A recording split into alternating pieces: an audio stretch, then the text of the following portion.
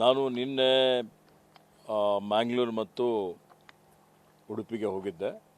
ಉಡುಪಿಯಲ್ಲಿ ಪ್ರಗತಿ ಪರಿಶೀಲನೆ ಸಭೆ ಮಾಡಿ ಸ್ಮೃತಿ ವನವನ್ನು ನಿರ್ಮಾಣ ಮಾಡಿದ್ದೇವೆ ನಾವು ಅರಣ್ಯ ಇಲಾಖೆ ವತಿಯಿಂದ. ಆ ಸ್ಮೃತಿ ವನದ ಉದ್ಘಾಟನೆ ಮಾಡಿ ಮ್ಯಾಂಗ್ಳೂರಿನಲ್ಲಿ ಕೆಲವೊಂದು ನಮ್ಮ ಹೊಸ ಕಟ್ಟಡಗಳಾಗಿದ್ದಾವೆ, ಕಚೇರಿ ಕಟ್ಟಡ ಉದ್ಘಾಟನೆ ಮಾಡಿ ಪ್ರಗತಿ ಪರಿಶೀಲನೆ ಮಾಡಿದ್ದೇನೆ. ಅದರಲ್ಲಿ ವಿಶೇಷವಾಗಿ ಮ್ಯಾಂಗ್ಳೂರು ಮತ್ತು ಉಡುಪಿಯಲ್ಲಿ ಏನು ಸಮಸ್ಯೆ ಇದೆ, ಪರಿಭಾವಿತ ಅರಣ್ಯ, ಅದರ ಒಂದು ಜಂಟಿ ಸಮೀಕ್ಷೆ ಮಾಡಬೇಕು ಅಂತೇಳಿ ನಾವು ತೀರ್ಮಾನವನ್ನು ಮಾಡಿದ್ದೇವೆ. ಅದು ಸ್ವಲ್ಪ ಮಂದಗತಿಯಲ್ಲಿ ನಡೀತಾ ಇದೆ ಅನ್ನುವಂಥದ್ದು ಒಂದು ದೂರಿತ್ತು. 60% ಅಲ್ಲಿ ಡೀಮ್ಡ್ ಫಾರೆಸ್ಟ್ ಜಂಟಿ ಸರ್ವೆ ಆಗಿದೆ, ಇನ್ನೂ 40% ಬಾಕಿ ಇದೆ. ಅದನ್ನು ಪೂರ್ಣಗೊಳಿಸಬೇಕು 2 ತಿಂಗಳ ಒಳಗಾಗಿ ಅನ್ನುವಂಥ ಸೂಚನೆಯನ್ನು ಕೊಟ್ಟಿದ್ದೇವೆ. ಅದರ ಜೊತೆಯಲ್ಲಿ ಉಡುಪಿಯಲ್ಲೂ ಅದೇ ಪರಿಸ್ಥಿತಿ ಇದೆ. ಸೊ ಎರಡೂ ಜಿಲ್ಲೆಗಳಿಗೆ ಭೇಟಿ ಕೊಟ್ಟು ಪ್ರಗತಿ ಪರಿಶೀಲನೆ ಮಾಡಿ, ಮತ್ತು ನಾನು ಧರ್ಮಸ್ಥಳಕ್ಕೆ ಮತ್ತು ಕುಕ್ಕೆ ಸುಬ್ರಹ್ಮಣ್ಯಂಗೆ ಹೋಗಿ ಅಲ್ಲಿ ದೇವರ ದರ್ಶನವನ್ನು ಮಾಡಿ ರಾಜ್ಯದ ಜನರ ಪರವಾಗಿ, ಎಲ್ಲರ ಪರವಾಗಿ ಎಲ್ಲರಿಗೆ ಸುಖ, ಶಾಂತಿ, ಸಮೃದ್ಧಿ, ನೆಮ್ಮದಿ ಸಿಗಲಿ ಅನ್ನುವಂಥ ಒಂದು ಪ್ರಾರ್ಥನೆಯನ್ನು ಮಾಡಿದ್ದೇನೆ. ಅದರ ಜೊತೆಯಲ್ಲಿ ಇವತ್ತೇನು ನಮ್ಮಲ್ಲಿ ಆ ಭಾಗದಲ್ಲಿ ಇನ್ನೂ ಭಾಳ ಕಡೆ ಮಾನವ ಪ್ರಾಣಿ ಸಂಘರ್ಷನೂ ಇದೆ ಅಲ್ಲಿ. ಮತ್ತು ಕುದುರೆಮುಖ ಉದ್ಯಾನವನದಲ್ಲಿ ಏನು ಸುಮಾರು ವರ್ಷದಿಂದ ಅರಣ್ಯವಾಸಿಗಳಿದ್ದಾರೆ, ಸುಮಾರು 100ಗಿಂತಲೂ ಹೆಚ್ಚು ಎನ್ಕ್ಲೋಜರ್ಸ್ ಇದ್ದಾವೆ. ಈ ವರ್ಷ ಅಲ್ಲಿ ಯಾರು ಅರಣ್ಯವಾಸಿಗಳಿದ್ದಾರೆ ಅವರಿಗೆ ಸ್ಥಳಾಂತರ ಮಾಡಲಿಕ್ಕೆ ನಾನು ಪ್ರಯತ್ನ ಮಾಡಿ 20 ಕೋಟಿ ರೂಪಾಯಿ ಮಂಜೂರಾತಿ ಮಾಡಿದ್ದೇನೆ. ಈಗಾಗಲೇ ಮೊನ್ನೆ ಸುಮಾರು 2.38 ಕೋಟಿ ಸುಮಾರು 5 ಪರಿವಾರಗಳಿಗೆ ಕೊಟ್ಟು ಅವರಿಗೆ ಸ್ಥಳಾಂತರ ಮಾಡಿದ್ದೇವೆ. ಇನ್ನೂ ಸುಮಾರು 300 ಪರಿವಾರದವರು ಅಲ್ಲಿಂದ ಸ್ಥಳಾಂತರ ಆಗಲಿಕ್ಕೆ ತಮ್ಮ ಸಮ್ಮತಿಯನ್ನು ಕೊಟ್ಟಿದ್ದಾರೆ. ಅದಕ್ಕೆ ನಮಗೆ ಸುಮಾರು 200ರಿಂದ 300 ಕೋಟಿ ರೂಪಾಯಿ ಬೇಕಾಗ್ತದೆ.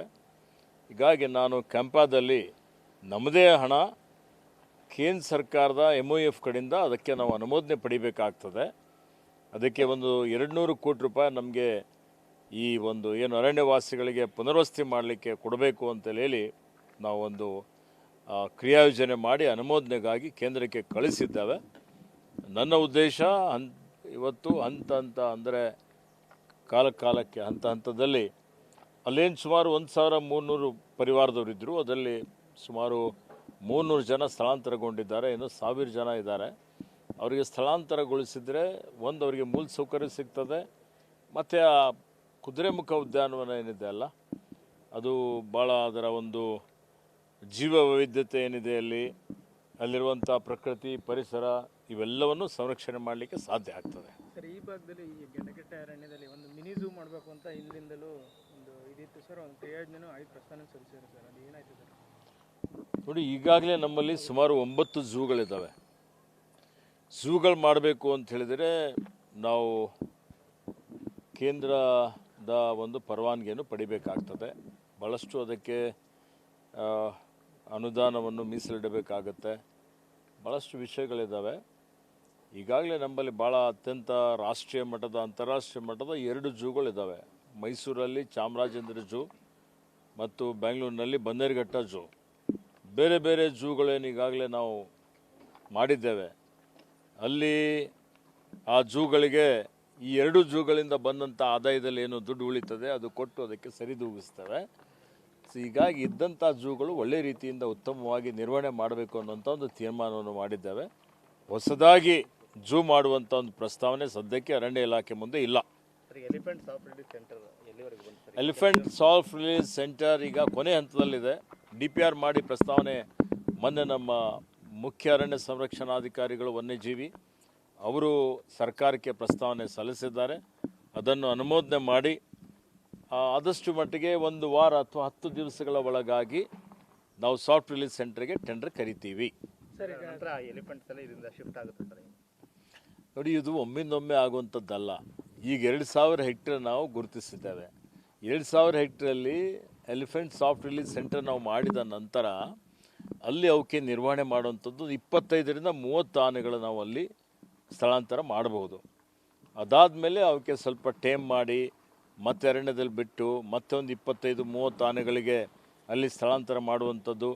ಅದು ಯಶಸ್ವಿ ಆಯಿತು ಅಂತ ಹೇಳಿದರೆ ಇವತ್ತು ಇನ್ನೂ ಬೇರೆ ಕಡೆ ಇನ್ನೊಂದು ಯಾವುದಾದ್ರೂ ಒಂದು ಭೂಮಿ ಎಲ್ಲಿ ಯಾವುದೂ ತೊಂದರೆ ಇಲ್ಲ ಅಂಥ ಒಂದು ಮೀಸಲು ಅರಣ್ಯ ಇರ್ಬೋದು, ನಮ್ಮ ಅರಣ್ಯ ಇಲಾಖೆ ಭೂಮಿ, ಅದನ್ನು ನೋಡಿಕೊಂಡು ಎಲ್ಲ ನಮ್ಮ ತಜ್ಞರ ಜೊತೆಯಲ್ಲಿ ಹಿರಿಯ ನಮ್ಮ ಅಧಿಕಾರಿಗಳೆಲ್ಲರಿಗೂ ಚರ್ಚೆ ಮಾಡ್ತಾರೆ.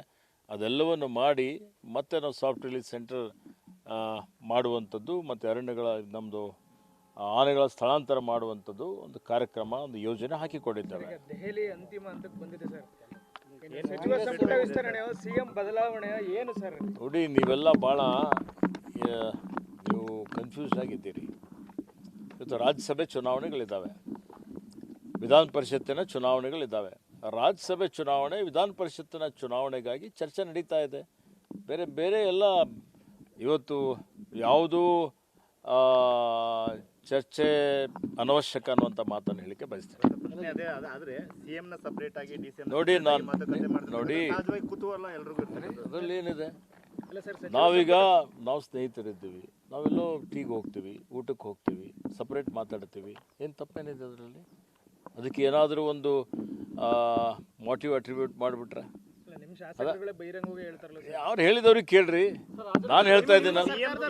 ಹೌದು, ನಮ್ಮ ಸರ್ಕಾರನೇ, ಸರ್ಕಾರದ ಒಂದು ಭಾಗವಾಗಿ ನಾನು ಹೇಳ್ತಾ ಇದ್ದೀನಿ. ಸರ್ಕಾರ ಭಾಳ ಗಟ್ಟಿಯಾಗಿದೆ, ಇವತ್ತು ಉತ್ತಮವಾಗಿ ಕೆಲಸ ಮಾಡ್ತಾ ಇದ್ದೇವೆ. ಡೆವಲಪ್ಮೆಂಟ್ ಬಗ್ಗೆ ಕೇಳಿ, ಪ್ರಗತಿ ಬಗ್ಗೆ ಕೇಳಿ, ಏನು ಸಾಧನೆ ಮಾಡಿದ್ದೀವಿ ಅದ್ರ ಬಗ್ಗೆ ಕೇಳಿ. ರಾಜನ್ ಅವ್ರಿಗೆ ಕೇಳಿ ನೀವು. ನೋಡಿ, ನೀವು ನಾನು ಈಗಾಗಲೇ ಹೇಳಿದ್ದೇನೆ, ಈ ಚರ್ಚೆ ಅನವಶ್ಯಕ, ಅಪ್ರಸ್ತುತ. ಚರ್ಚೆ ಅಪ್ರಸ್ತುತ, ಅನವಶ್ಯಕ. ಸೆಕ್ಷನ್ 4 ಇಶ್ಯೂ ಅಲ್ಲಿ ಸ್ವಲ್ಪ ನಾವೇನು ಫಾರೆಸ್ಟ್ ಸರ್ವೆ ಆಫೀಸರ್ ನೇಮಕ ಮಾಡಬೇಕು. ಕೆಲವೊಂದು ಕಡೆ ಅವರ ಸಿಬ್ಬಂದಿಯ ಕೊರತೆ ಇದೆ, ನೇಮಕಾತಿ ಮಾಡಬೇಕಾಗ್ತದೆ. ಅದು ಸ್ವಲ್ಪ ಮಂದಗತಿಯಲ್ಲಿ ನಡೀತಾ ಇದೆ ಅನ್ನುವಂಥದ್ದು ನಮ್ಮ ಗಮನಕ್ಕೂ ಬಂದಿದೆ. ಪ್ರತಿಯೊಂದು ಪ್ರಗತಿ ಪರಿಶೀಲನೆ ಸಭೆಯಲ್ಲಿ ಈ ವಿಷಯದ ಬಗ್ಗೆ ನಾನು ಮಾತನಾಡ್ತಾ ಇದ್ದೇನೆ. ಮತ್ತು ಎಲ್ಲೇ ಈ ರೀತಿಯಲ್ಲಿ ಅತ್ಯಂತ ಬೆಲೆ ಬಾಳುವಂಥ ಜಮೀನಿದ್ದರೆ ಅಂಥದ್ದನ್ನು ಅರಣ್ಯ ಇಲಾಖೆ ಮರುವಶಪಡಿಸಿಕೊಳ್ಳುತ್ತದೆ. ಮತ್ತು ಹಾಸನದಲ್ಲಿ ಈ 100 ಎಕರೆ ಜಮೀನಿದೆ, ಮಡೇನೂರು, ಅದು ಭಾಳ ಅರಣ್ಯ ಇಲಾಖೆ ಜಮೀನಿದೆ, ಅದನ್ನು ಅದನ್ನು ನಾವು ಸ್ವಾಧೀನದಲ್ಲಿ ತಗೊಳ್ತೀವಿ. ಎಲ್ಲ ಆಗಿದೆ, ಅದು ನಮ್ಮದೇ ಇದೆ, ನಮ್ಮ ವ್ಯಾಪ್ತಿಯಲ್ಲೇ ಇದೆ, ನಮ್ಮ ಅಧೀನದಲ್ಲೇ ಇದೆ. ಅದನ್ನು ಈಗ ನಾವು ಬೇಲಿ ಹಾಕಿ ಅಲ್ಲಿ ಮರಗಳನ್ನು ಬೆಳೆಸ್ತೇವೆ.